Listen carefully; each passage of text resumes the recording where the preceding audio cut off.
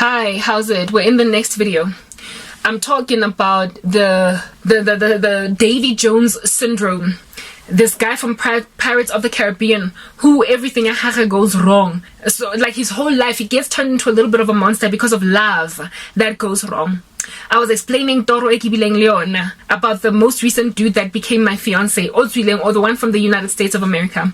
When he was busy chatting with me, before I could even accommodate him as a prospect for marriage, like he was busy trying to get with me like that, right? When he was busy talking with me, because his initial, how he slid into my DMs was in offering me help along with my life. It took a minute for me to respond to him, but finally when I did, because he was so far away, I imagined that I was safe in that regard. Anyway, around the time when we were busy still talking, speaking about him wanting to give me money, transfer funds into my account, etc., I had a dream one night where he was sitting, like he was knelt down or something. I don't know what was going on. And when I'm busy, no, I don't know if he was knelt down or sitting down on a phone. He was on his phone, right? I was standing komorago wa some woman. Like, this is him sitting down on a couch. There is a woman here standing looking at him, and then I'm behind this woman, right? I'm behind this woman, just looking at the whole scene. And as this guy's busy, while this woman is standing over him, she then all of a sudden creased her forehead and then looked back at me. And Anshabaga, who are you? Like, literally, that's how the dream ended. She just looked back and realized that there is someone that my guy is speaking with. And I had an understanding, this is somebody that he's with. Whether it's a wife or a girlfriend, I wasn't sure, but it was a love interest that he was with. And this woman was busy looking at him while he was looking down at a cell phone. And then she looked back and was like, who are you? She basically busted him for being interested and chatting with another girl. Him sitting down, more so thing. And it was him chatting with me. God was showing me him and his engagement with me, communications with me. And this woman realized that this dude is no longer interested in her because he's busy focusing on me, but they were still in the same room, and I understood her to be his love interest. That was before I even accommodated him. God was already warning me, this dude is involved with someone. That was the one dream. When I was with him, not when I was with him, but shortly after breaking up with him, I got a dream of Musadi on naked, a naked woman who was like one of those fuller shapes, little bit of a Sarah Bartman. And she had these like flat, pendulous breasts that were kind of like hovering around here. You know, like a umfazi that's had like a whole bunch of kids, or I don't know, were not very like firm, right? They were down here. And this woman was standing in a corner. She looked gray in color. And she was in his bedroom, naked like that. And the thing that stuck out to me, that was highlighted, were her breasts, her flat, pendulous breasts. Like it was, you know, like a female body that's really just kind of grown a little. It's got like some cellulite, some stretch marks and whatnot. Like, yeah, type setup thing. And this woman was in this bedroom naked, right? Almost as if to suggest she had just had sex with him. And he was not in the dream, but I understood that his mind was on this woman and right? When I got out of the dream, the Lord was telling me, this dude has become obsessed and addicted with you, because every time he thinks about the women that the woman that he's currently sleeping with, or the women that he's currently sleeping with,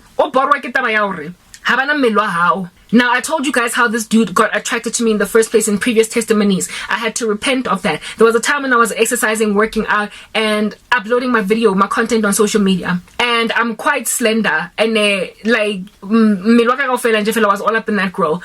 I have yet to have kids, so, you know, like, I still have everything sort of kind of, you know, in a bunch type thing. I haven't breastfed yet, and you know what happens to a woman's body when they breastfeed and whatnot. Their breasts become pendulous. They get stretch marks sometimes on their stomachs, like cellulite all over the show. I have yet to have my body transform in that way because I've yet to have a child. Type setup thing. And this dude he was fetishizing my youthful body. Body, yeah, you know, a young woman with whose breasts are still perky, stomach is still flat, red, like few little cellulite, because he had seen umzimba wam in those videos of mine. And to him, after we broke up, it was like, I'm not going to get that. I'm not going to get to hit that. I stood a chance of being with a woman oling fresh, basically like out of the box. She might as well still be a teenager. And I have to now every single day deal with that for a woman that when I see her naked, that's what I see. A woman in his environment that he was busy having sex with, but he was lying to me, who he was constantly seeing naked. He started to be dissatisfied with her body because he started to lust and greedily so, long after my body. And so he lost that. And being a man in his 40s, 4 years, he was 42. I'm 38, right? The likelihood of him meeting umfazi that has got a 25-year-old body or a 20-year-old body is low, especially given the situation in life.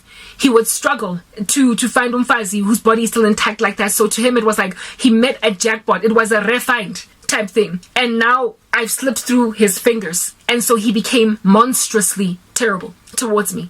But God was showing me that woman, the reason why in the dream, Mara, I understood